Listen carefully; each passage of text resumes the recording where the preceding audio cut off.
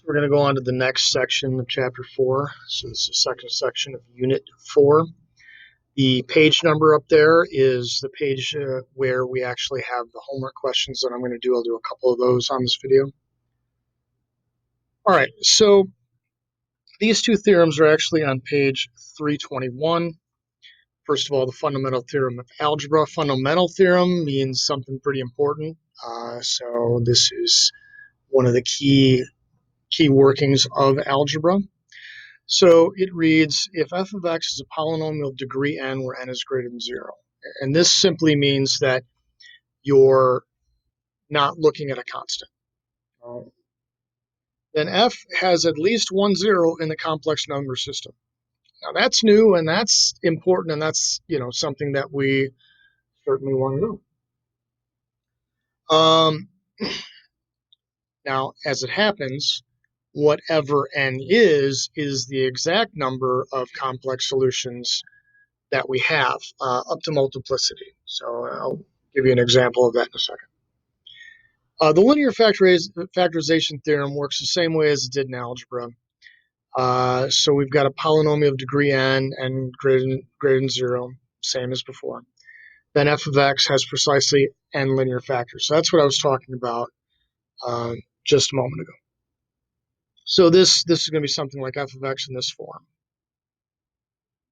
K is just some constants. We've got x minus c1, excuse me,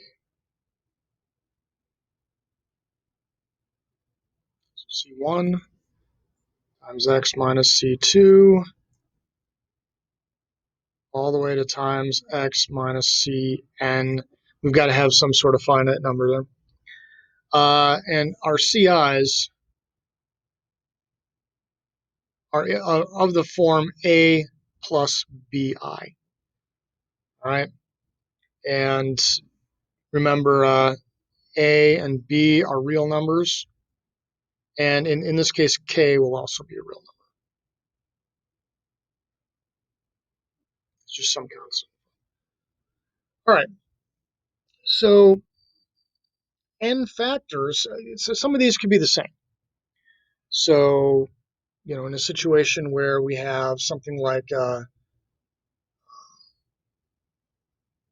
quadratic, some sort of parabola, they may, if you recall before, a parabola had either no solutions, exactly two distinct solutions, or one repeated solution, essentially.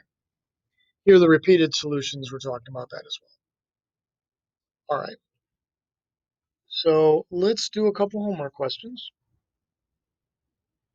So again, from page 326, let's do, in the first group, we're going to do number 5. They're just asking us how many solutions we have. So let's do number 5.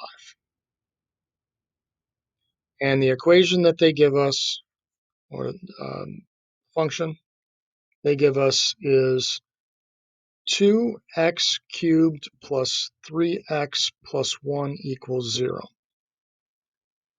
How many solutions in the complex plane does this have? Well, our highest order is 3. So here we're going to have 3 complex solutions.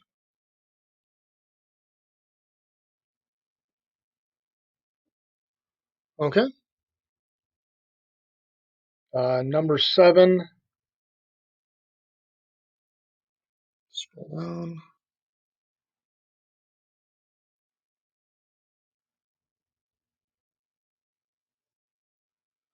We're given 50 minus 2x to the 4th.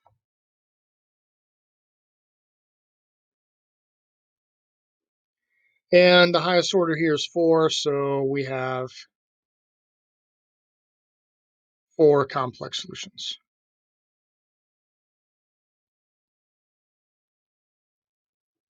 And that's kind of how the first group works. And again, that should be something easy to note. Again, in algebra, when we looked at these polynomials, number 5 would have at most 3 real solutions, and number 7 would have at most 4 real solutions.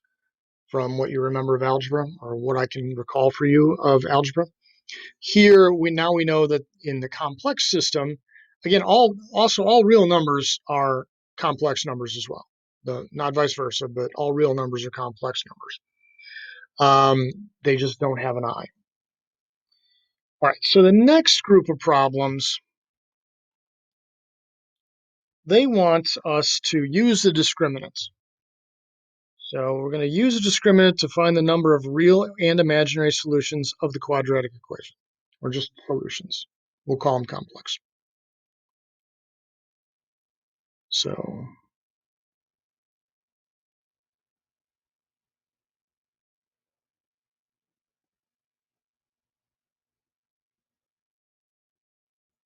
find the number of real and imaginary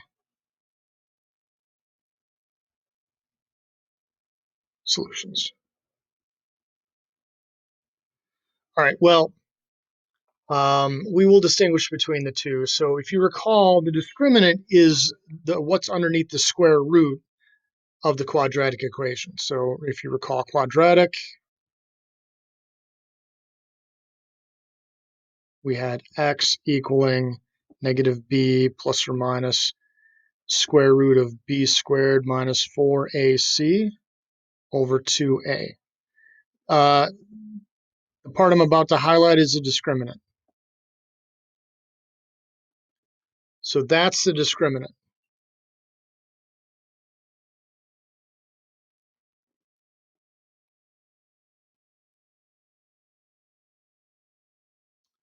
And from algebra, if that number was greater than 0, a positive number, we had two real solutions.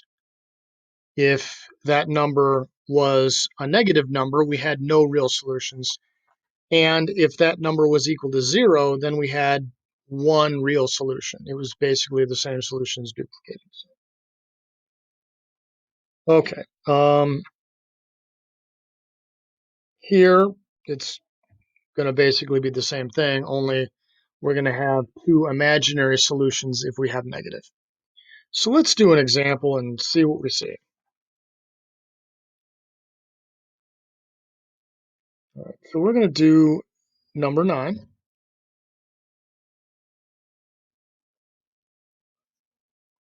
So number 9, we're given 2x squared minus 5x plus 5 equals 0.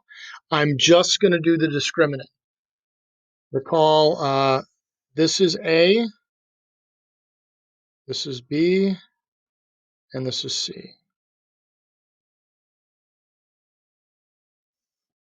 Okay, so our discriminant,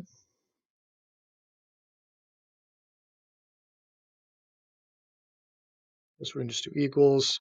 That's going to be negative 5 squared minus 4 times 2 times 5.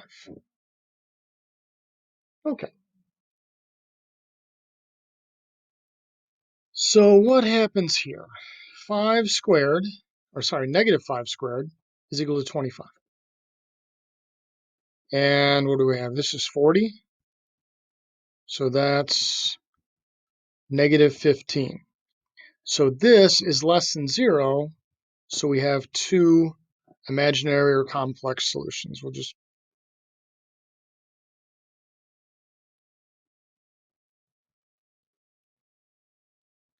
We'll make that distinction for imaginary as opposed to complex, because again, the real numbers are also complex numbers. All right, so let's try to do another one of these. Let's just drop down to, let's see, how about 13?